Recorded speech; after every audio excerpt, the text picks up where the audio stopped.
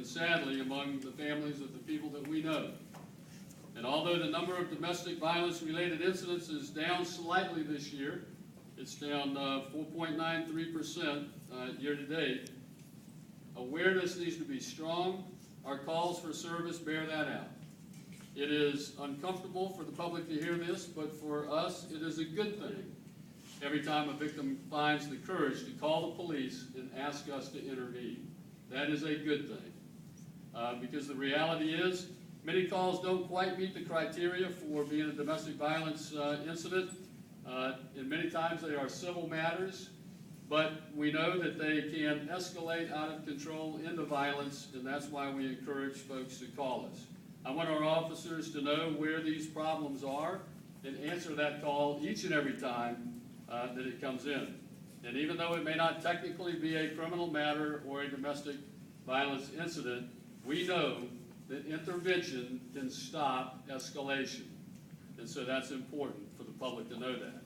For the victims of domestic violence, and there have been more than 5,000 incidents in Duval County alone so far this year, the sooner we can help the victim get the necessary services the first time a domestic violence incident occurs, the more we can help prevent a domestic murder from occurring in our future.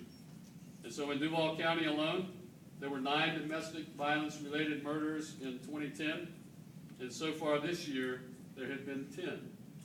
So it's up this year. Despite the number of calls being down, the murders are up by 1.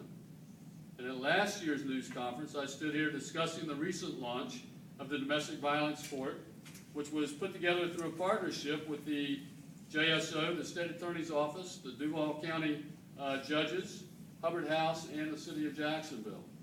And the Domestic Violence Court was designed to put the most potentially lethal domestic cases before a select group of judges and the information that would be shared with them each time one of these offenders committed a crime. We also address domestic violence through a program known as INVEST, and that is the Intimate Violence Enhanced Services Team, which is a collaborative response to domestic violence involving the JSO, Hubbard House, and the City of Jacksonville. And as of September 20th of this year, the INVEST team had already received 132 victims into the program for the fiscal year. That's a slight increase over 125 for the entire year last year. So that number could still go up even more. And that is a very important point, because we know that domestic violence is not specific to gender or race or any one socioeconomic class. So we're doing all that we can with the best resources that we have to save lives and put an end to domestic violence.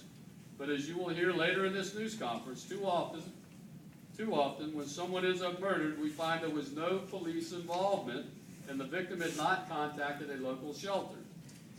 That was the case. Listen to this number now. This is important.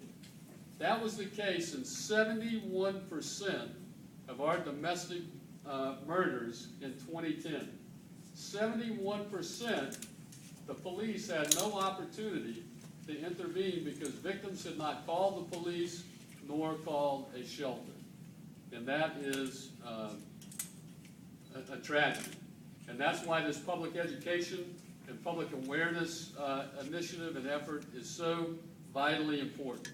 Because we know that if we can raise awareness and get victims to call the first time, we can stop some of the violence that we know will follow. JSO and Hubbard House continue to have a strong partnership in working towards ending domestic violence, as do the other shelters and law enforcement branches here in Northeast Florida. And our officers will proudly wear the blue ribbon pins in October to help raise awareness of domestic violence in our society. So, again, I want to thank all of you for being here. And now I'd like to ask Representative Mia Jones to please come up.